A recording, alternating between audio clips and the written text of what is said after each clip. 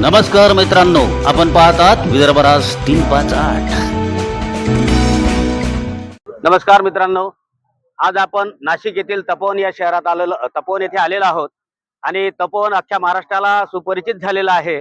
कारण नुकत्याच काही वर्षात 6 महिन्यानंतर म्हणा किंवा 7-8 महिन्यानंतर इथं महाकुंभमेळा होणार आहे। दर 12 वर्षांनी तो कुंभमेळा होतो आणि या कुंभमेळ्याकरिता इथं प्रचंड वृक्ष तोड करण्याचा सरकारचा जो उद्देश आहे, त्या उद्देशाच्या विरोधात दूरदराजवरून लोक इथे येत आहेत। अशातच अमरावती जिल्ह्यातील दर्यापूर तालुक्याचे रोहिणी फाउंडेशनचे अध्यक्ष माननीय ठाकूर साहेब इथं आलेले आहेत।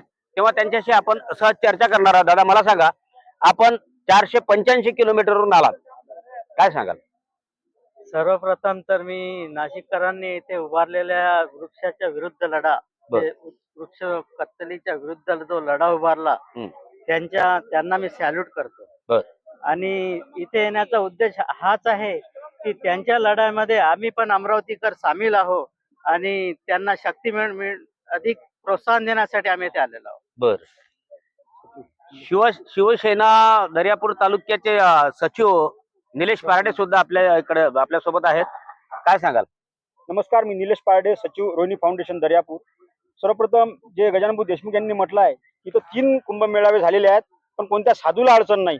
मी तुम्हाला थोडक्यात आणि एकदम कमी शब्द सांगतो, जर साधूला अडचण नाही, प्रभू श्रीरामाचं जर उदाहरण घेतलं, जेव्हा हरिश्चंद्र त्यांच्या राजांनी सांगितलं होतं की तुम्हाला वनवास जायचं आहे, तेव्हा ते वनवास गेले तर कोणती त्या रामायणात कोणती कत्तल झाली नाही, ते ट्रेनमध्ये राहिलेत। म्हणजे ही अडचण साधू संतांची नसून ही शासनाची अडचण आहे असं तरी मला वाटते।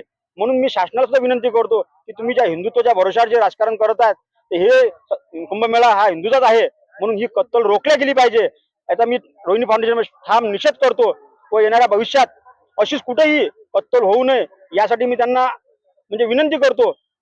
यासाठी आम्ही म्हणजे दर्यापूर तालुका दर्यापूर, जिल्हा अमरावती येथून 500 किलोमीटरवरून इथे हे निषेध करण्यासाठी आम्ही इथे आलेलो आहोत।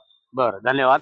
आपल्यासोबत अजून जुळलेले आहेत विदर्भ केसरीचे मुख्य संपादक अमोल कंटाळे, काय सांगाल अमोल दादा? असं आहे, आगामी होणाऱ्या कुंभमेळ्याला धर्माच्या नावाने झाडे तोडणं हा एक हे जो शासनाने कट रचलेला हा अतिशय निर्दय आणि याचा आम्ही रोहिणी फाउंडेशन दर्यापूर निषेध करतो। साधू संतांनी म्हटलंय, वृक्षवल्ली आम्हा सोयरे, झाडे झाडे वक्षी पाणी जे आहे हे आपले सोयरे आहे आणि झाडं जगेल तरच मानव जगेल। त्यामुळे वृक्षाची कत्तल होणे धर्माच्या नावावर हे फार चुकीचं आहे आणि हे प्रशासनाचा जो हा चुकीचा डाव आहे, हा रोहिणी फाउंडेशन आणि नाशिककरांनी जे साथ आहे सर्वांनी हाणून पाडायला पाहिजे आणि याच्यावर कुठेतरी निर्बंध आणायला पाहिजे, अशी आमची दर्यापूर तर्फे रोहिणी फाउंडेशनची मागणी आहे। दर्यापूर तर्फे रोहिणी फाउंडेशनचे हे पदाधिकारी इथे आलेले होते आणि नाशिककरांनी जो वृक्षतोडीच्या विरोधात जो एल्गार पुकारला आहे त्याला त्यांचं पूर्ण समर्थन आहे। बघूया यांच्या प्रयत्नाला किती यश येते। आपण पाहत राहा विदर्भ राज 358 न्यूज, मी प्रभुदास शिंगळे। त्रिशरण पंचशील अष्टांग मार्ग